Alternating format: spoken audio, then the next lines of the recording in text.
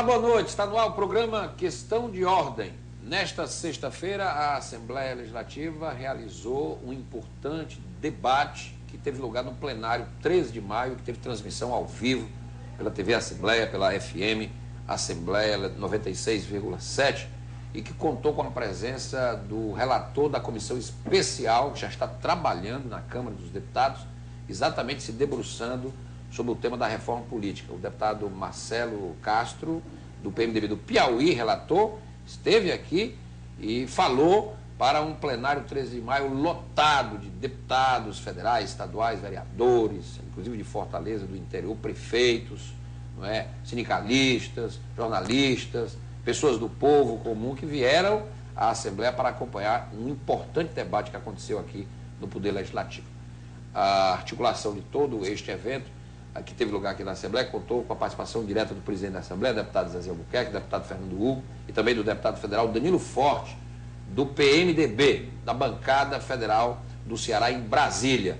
E ele está aqui comigo porque Brasília está, digamos assim, no centro de um grande furacão político. Reforma política, tem muita discussão acerca da crise econômica do país, da crise política, da governabilidade do país, uma série, Operação Lava Jato, a lista que está na iminência de ser divulgada, tudo isso forma um caldo, não é, que está, digamos assim, gerando turbulências em Brasília. E no meio de tudo isso, o debate da reforma política, que é inadiável e imprescindível ao país. Hoje, inclusive, aqui no plenário, o relator da comissão especial, ao falar aos presentes, ele deu um dado que é assustador. O Brasil tem hoje 32 partidos políticos e tem pelo menos mais 21 com pedido de registro no Supremo Tribunal Federal. Se isso acontecer, o Brasil é o único país do mundo que pode ter 50 partidos funcionando. Isso é impraticável em qualquer democracia do mundo. Hoje, inclusive, o relator disse que nas democracias mais consolidadas, dos países mais desenvolvidos, são no máximo 7, 8 partidos, 4, 2, 3 partidos, e o sistema político funciona perfeitamente bem, com representatividade e sem crise política. São temas que eu vou tratar a partir de agora aqui no programa, com o meu convidado aqui, o deputado federal Danilo Forte, do PMDB. Ele está aqui comigo, com ele, o Questão de Ordem. Vamos falar exatamente de tudo isso, da reforma política, da crise, não é? Do dia a dia de Brasília, da governabilidade, da relação do Congresso com o governo da presidente Dilma, que, ao que parece, segundo as informações, não vai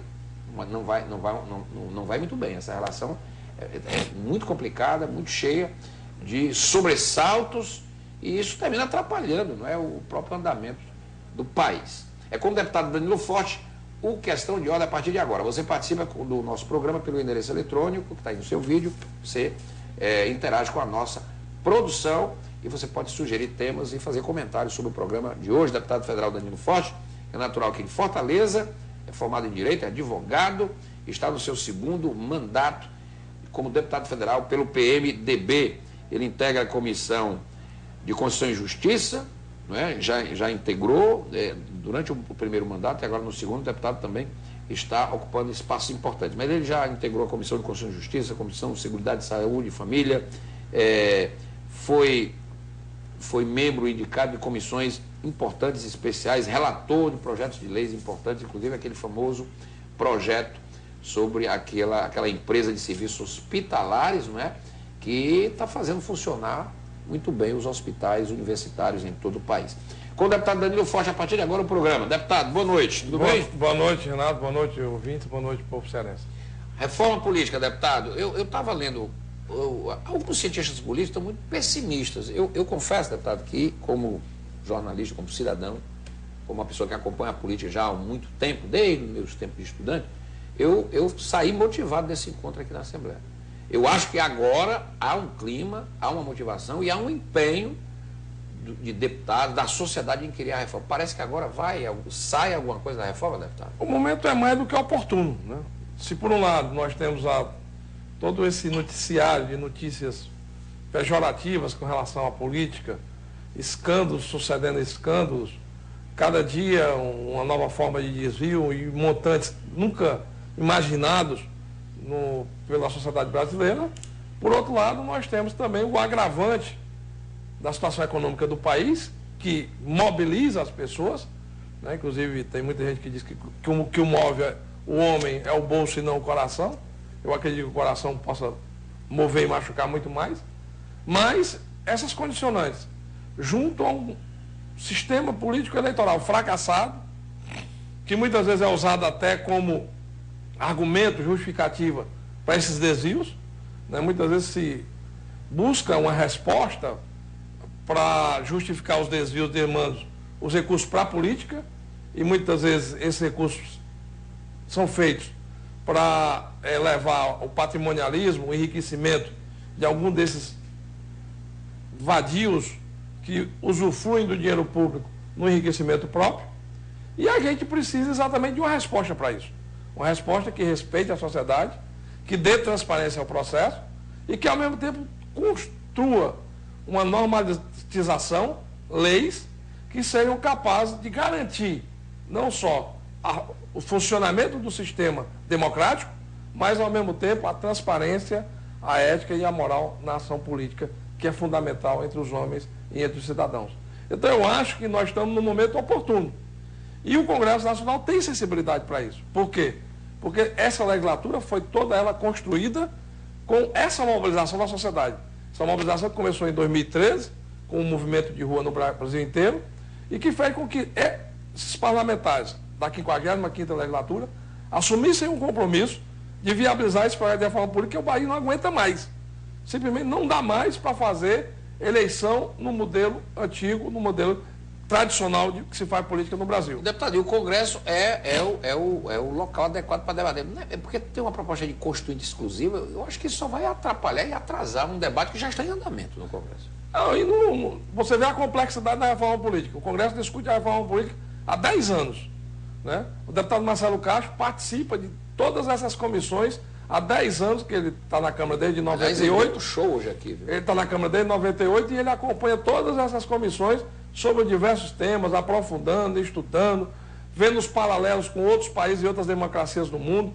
Uma surpresa agradável também hoje que ele me contou é que as 10 maiores economias do mundo em IDH, ou seja, em Índice de Desenvolvimento Humano, onde as pessoas vivem melhor no mundo, nos 10 países que se vive melhor no mundo, os 10 são democracias estáveis, são democracias constituídas e que têm uma permanência democrática e um convívio democrático harmonioso e respeitoso entre as pessoas. E nenhum tem 30 partidos, né?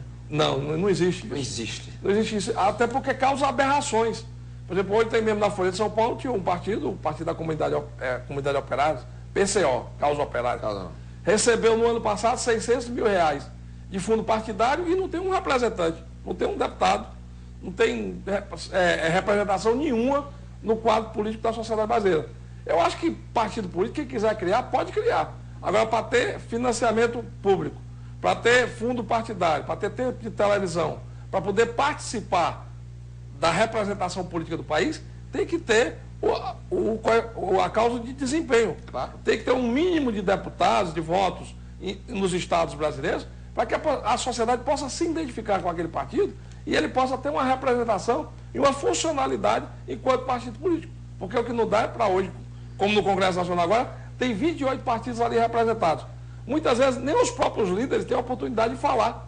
Para você fazer uma reunião, para buscar construir um consenso, para fazer uma pauta de votação na Câmara, em muitos momentos fica um quadro impraticável de total inviabilidade, porque você não tem como harmonizar com todas essas pessoas uma pauta produtiva de trabalho.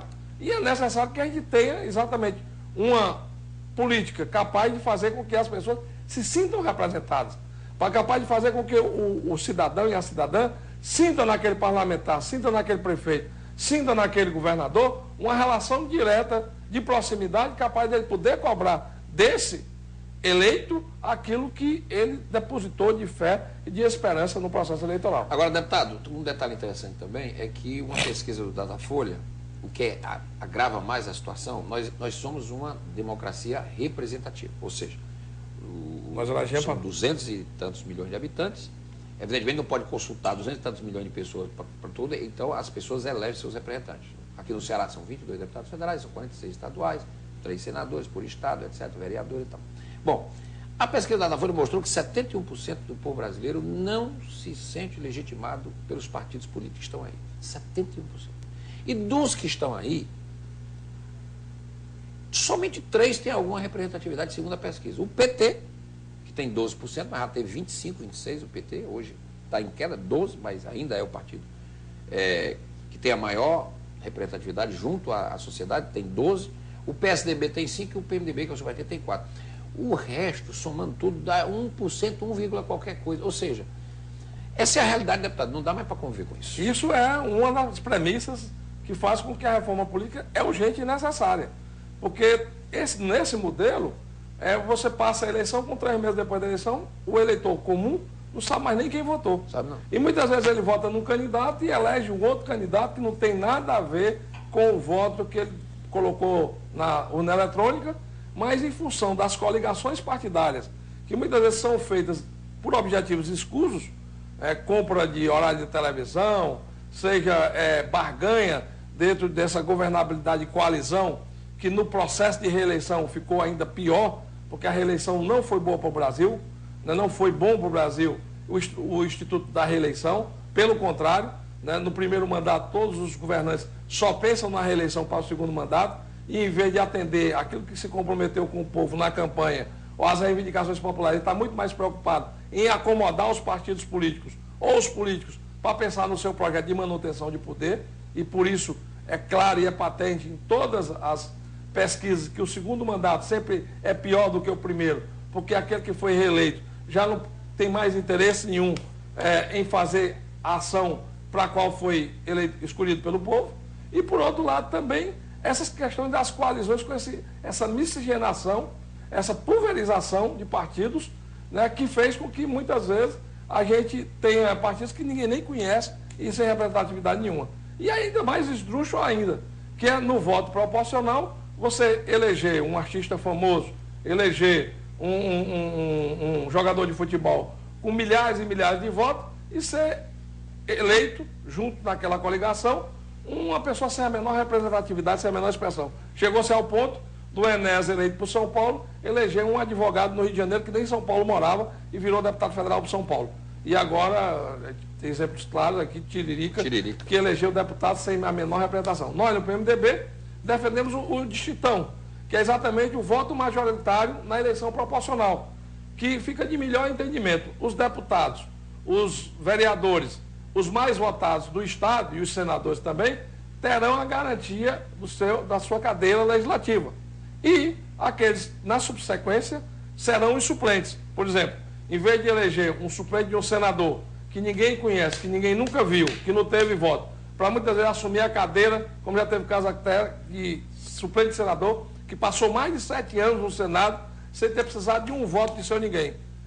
Nós agora defendemos que o Estado elege 3 e na projeção da votação de cada um subsequente, na continuidade de cada um, aqueles vão ser o primeiro, o segundo e o terceiro suplente, para não acontecer do Estado ter na Câmara Alta do país, no Senado da República, um senador agora, que não foi votado pelo povo.